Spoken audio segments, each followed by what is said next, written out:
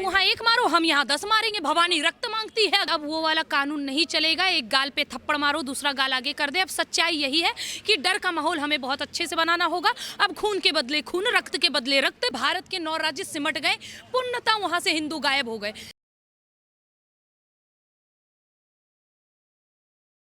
देखिए, बांग्लादेश में जो हिंदुओं की निर्मम हत्या हो रही है और टारगेट करके चुन चुन कर जो हिंदुओं को मारा जा रहा है, भारत में पूरे देश में आक्रोश है।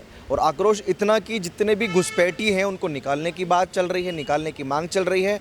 और इवन उड़ीसा में एक बंगाली मुस्लिम की हत्या भी कर दी गई, जिसके बाद से जो भारत में घुसपैठिए समर्थक कह लीजिए या मुस्लिम धर्मगुरु कह लीजिए या विपक्ष कह लीजिए, वो इस बात से खासा नाराज़ है कि बांग्लादेश में हो रही हिंसा के बदले भारतीय लोग हिंदुत्व के नाम पर बंगाली मुसलमानों की क्यों हत्या कर रहे हैं, झुग्गी में रहने वाले मुसलमानों को क्यों हत्या कर रहे हैं। ये एक अलग मुद्दा है। लेकिन बांग्लादेश में जो कुछ हो रहा है उस पर भी ये डिमांड चल रही है कि भारत को वहाँ अटैक कर देना चाहिए। मेरे साथ एक शख्सियत है, आप जानते होंगे, बड़ी फेमस हैं, हिंदुत्व के लिए बात करती हैं। तो खुशबू पांडे का नाम है। खुशबू जी, पहला सवाल यही पूछूंगा कि भारत को बांग्लादेश पर अटैक करना चाहिए या नहीं करना चाहिए? देखिए, मेरा तो मानना है सबसे पहले अपने भाइयों को बचाया जाए वहाँ से, क्योंकि हिंदुओं के साथ केवल बांग्लादेश में नहीं, इस देश में भी क्या हो रहा है ना वो आपसे छुपा है ना हमसे छुपा हुआ है।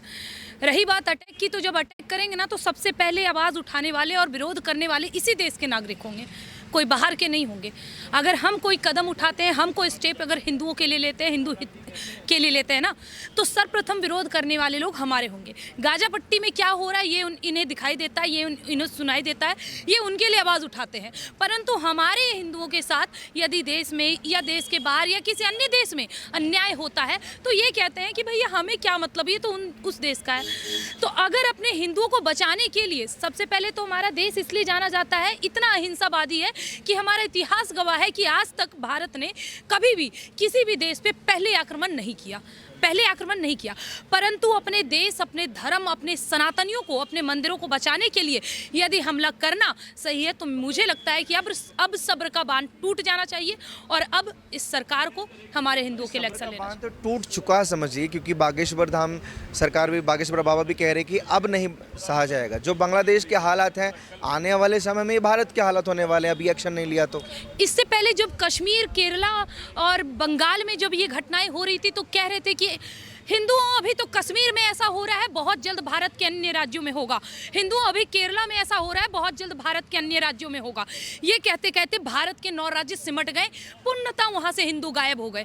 ये होता रहेगा और बयान देने वाले लोग ऐसे बयान देते रहेंगे। हम और आप कुछ नहीं कर पाएंगे। सबसे कड़वी सच्चाई ये है, हम और आप केवल इतना कह सकते हैं, all eyes on Bangladesh, all eyes on Kerala, all eyes on Kashmir. इससे ज़्यादा हम कुछ नहीं करेंगे। नए टॉपिक का इंतज़ार करेंगे कि कब एक नया दीपू चंद्र आए और कब इस तरह की हत्या फिर से हो। लेकिन ये फ्यूचरिस्टिक बातें हैं ना। एक तबका यही तो कहता है कि फ्यूचर में हिंदू खतरे में आ जाएंगे, हिंदू सिमट जाएंगे या हिंदू नष्ट हो जाएंगे। अभी क्यों इतनी नफरत पैदा करनी है? वो फ्यूचर में होगा तब देखा जाए। मतलब फ्यूचर का हम सोचे ना, लेकिन फ्यूचर में मरने वाले हैं, ये हमें ज्ञात होने के बाद भी हम आज शांत बैठे। भाई, अगर हम अपने फ्यूचर के लिए नहीं लड़ेंगे तो हमारे आने वाले पुस्तक को क्या मुंह दिखाएंगे, क्या बोलेंगे हमारे आने वाले पुस्तक की आप लोगों ने क्या किया, किस सनातन में पैदा हुए थे और किस सनातन के लिए आपने युद्ध लड़ा। और सच्चाई मैं बता दूं, लोग कह रहे हैं कि अगर ऐसा बात है तो हमारा सरकार क्यों कुछ नहीं कर रहा, हमारे प्रशासन क्यों कुछ नहीं कर रही, हमारा हिंदू समाज कुछ क्यों नहीं कर रहा, हमारा हिंदू संगठन क्यों कुछ नहीं कर रहा। सच्चाई ये है कि कोई कुछ नहीं करेगा।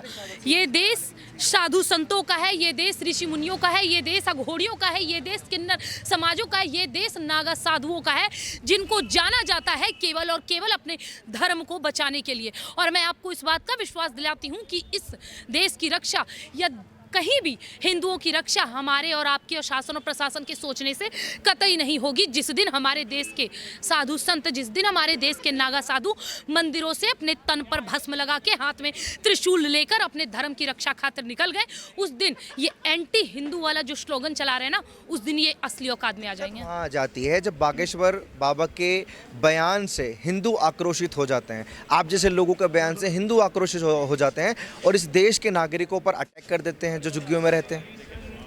आपको झुग्गियों में रहने वाले देश के नागरिक लग रहे हैं। यहाँ हमारे आए दिन हमारे बहन बेटियों को जाके मार दिया जा रहा है, उनके बारे में आप कुछ नहीं कहेंगे?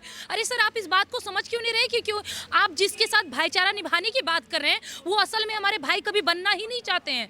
जिस गौ माता को हम पूजते हैं, जिस गौ माता में हम 33 कोटि देवी देवताओं का निवास बताते हैं, जिनको हम माता मानकर उनका दूध पीते हैं, वो दिन रात उनको काटने की बात करते हैं और इसी देश के लोग उसका समर्थन करते हैं।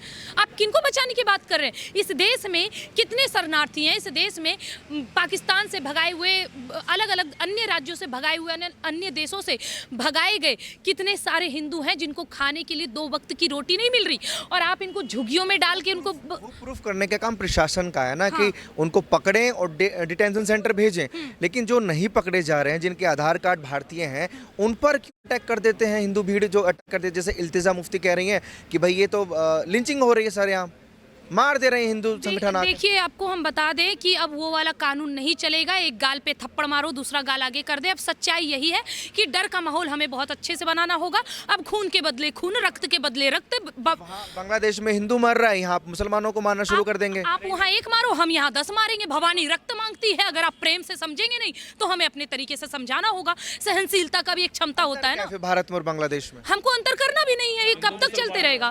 कब तक चलता रहेगा सर? कब तक चलता रहेगा? हम कब तक इंतजार करते रहे कि अगला हिंदू कौन मरेगा? वहाँ आप 1 मारिए ना, हम यहाँ 10 मारने के लिए तैयार हैं। लगता है कि जिस तरीके से बांग्लादेश बदनाम है पूरी दुनिया में, भारत बदनाम हो जाएगा? अभी तक आपको क्या लग रहा है भारत बदनाम नहीं हो रहा है? जब हमारे देश में जब कहीं विदेशों से कोई अतिथि आते हैं तो ये धरना पे बैठ जाते हैं, देश की संपत्ति जलाते हैं, वी वांट जस्टिस के नारे लगाते हैं, अफजल हम शर्मिंदा है के नारे लगाते हैं, रोड पे नारे लगाते हैं, बुरहान वानी को इंसाफ दिलाने के नारे लगाते हैं। तब भारत बदनाम नहीं होता? जब हमारी श्रद्धा के 35 टुकड़े कर दिए जाते हैं, हमारे हिंदू बहन बेटियों को के मारा जाता है, बोरियों में बंद किया जाता है, तब हमारा धर्म बदनाम नहीं होता? तब ये देश बदनाम नहीं होता? मतलब अगर हम अपने हक के लिए खड़े हों, यदि हम अपने रक्त के बदले रक्त बहाएं तो हम गलत, और अगर उनके हथों चढ़ के हम उनके शिकार हो जाएं तो हम बहुत अच्छे भाईचारा और सौहार्द बनाए रखने वाले। तो नहीं निभाना ऐसा भाईचारा और नहीं चाहिए हमको ऐसा सौहार्द। रक्त के बदले रक्त, बिना रक्त के समाधान नहीं निकल सकता। आप निकाल के दिखाइए, हम समर्थन करने के लिए तैयार हैं। कितने सारे मुसलमान हैं जो कलाम की राह पर चलेंगे? कितने सारे मुसलमान हैं, आप नाम दिलाइए ना। ये लड़ते हैं अकबर की मस्जिद के लिए, ये लड़ते हैं बाबर की मस्जिद के लिए, ये लड़ते हैं औरंगजेब की मस्जिद के लिए, जिसकी रत्ती भर कोई औकात नहीं, जिसका हमारे देश में कोई जगह नहीं होना चाहिए, उसके नाम पे इन्होंने मस्जिद मीनारें बना रखी हैं। क्यों नहीं मांगते कलाम के लिए मस्जिद बनाना, जगह दे दो? मांगे? राम मंदिर प्यारा है आप लोगों को? भाई किस सनातनियों को नहीं? आप क्या एक्सपेक्ट कर रहे हैं कि उनको मस्जिदों से प्यार ना हो? भैया करो ना मस्जिदों से प्यार। आप अल्लाह पैगंबर को पूछते हो तो बनाओ उनके नाम पे मस्जिद। हम स्वयं हिंदू है, कलाम को पूछते, बनाइए कलाम के नाम पे मस्जिद। हम स्वयं मत्था टेकेंगे।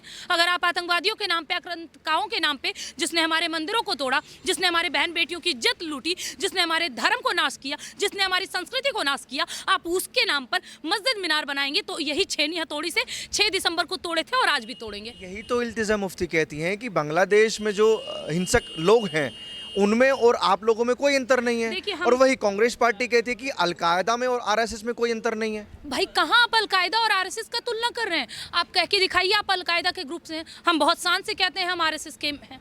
आप कह के दिखाइए अगर दोनों सेम है तो। देखिए, किसी से किसी का कंपेयर करने से कुछ नहीं होने वाला, ठीक है?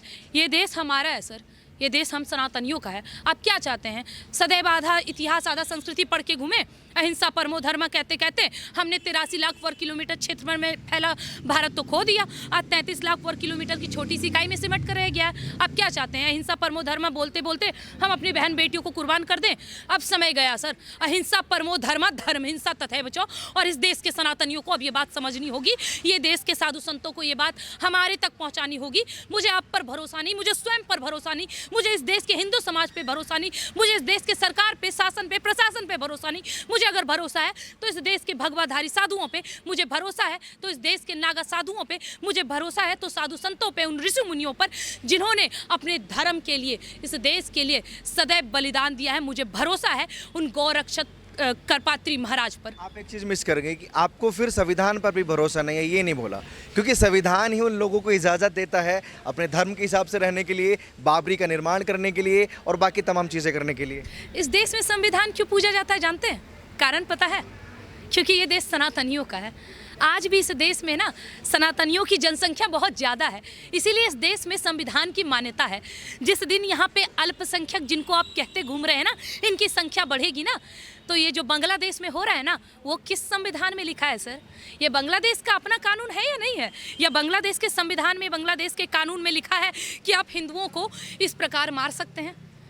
उनके लिए कोई कानून और व्यवस्था और कोई शासन और प्रशासन नहीं है, सब हमारे लिए है। इस संविधान में जो भी लिखा है ना, वो सब हम हिंदू मान रहे हैं, क्योंकि ये देश हिंदुओं का है, ये देश सनातनियों का है। ठीक है, मान लीजिए, लेकिन मौलाना रशीदी की बात भी कहीं ना कहीं ठीक लगती है जब वो कहते हैं कि हमें दूसरों के घर में क्यों झांकना चाहिए, हमें खुद के गिरेबान में झांकना चाहिए। यहाँ की जो गंदगी उसको साफ पहले कर लें, यहाँ जो समस्या है उनको साफ पहले कर लें, फिर बाद में बांग्लादेश की बात कर लें। हाँ, तो बताइए कब निकलवा रहे हैं इस देश से 35 करोड़ के कीड़ों को? आपने बोला गंदगी साफ करो, क्योंकि ये गंदगी साफ होगा, देश सुधर जाएगा। ये गंदगी जैसे हमारे देश से जाएगा, देश ऑटोमेटिक सुधर जाएगा, देश विश्वगुरु बन जाएगा। ये देश रुका है इन कीड़ों की वजह से है। जिस दिन इस देश से ये कीटाणु समाप्त हुए, उस दिन ये हिंदू राष्ट्र भी होगा, ये अखंड भारत भी होगा, इस देश में प्रभुता भी आएगी, ये देश बचेगा भी, ये देश संभलेगा भी, इस देश में सब कुछ बढ़िया हो जाएगा। बताइए कब निकाल रहे हैं आप? दिक्कत मुसलमानों से है। आपको क्या लगता है किससे होनी चाहिए? किससे होनी चाहिए आप बता दीजिए ना। सरकार कहते घुसपैठियों से दिक्कत होनी चाहिए, जो क्रिमिनल माइंड है उनसे दिक्कत होनी चाहिए, हर मुसलमान से दिक्कत की कोई वजह नहीं है। ये देश सनातनियों का है ना, ये देश सभी भारतवर्षों का, चलो मैंने मान लिया, ठीक है। तो इस देश के संविधान पर, इस देश के शासन पर, इस देश की संपत्ति पर सर्वप्रथम हक किसका होना चाहिए? हम सनातनियों का। पर यहाँ पे क्या हो रहा है, 1 करोड़ से ज़्यादा रोहिंग्या हमारे देश में पल रहे हैं, खा रहे हैं, पी रहे हैं, क्यों कर रहे हैं, क्यों रह रहे हैं? और इनको, जिनको आप देशभक्त कहना चाह रहे हैं ना, अगर वो चाहे तो इनको निकाल सकते हैं, ये बोल के कि ये देश आपका नहीं है।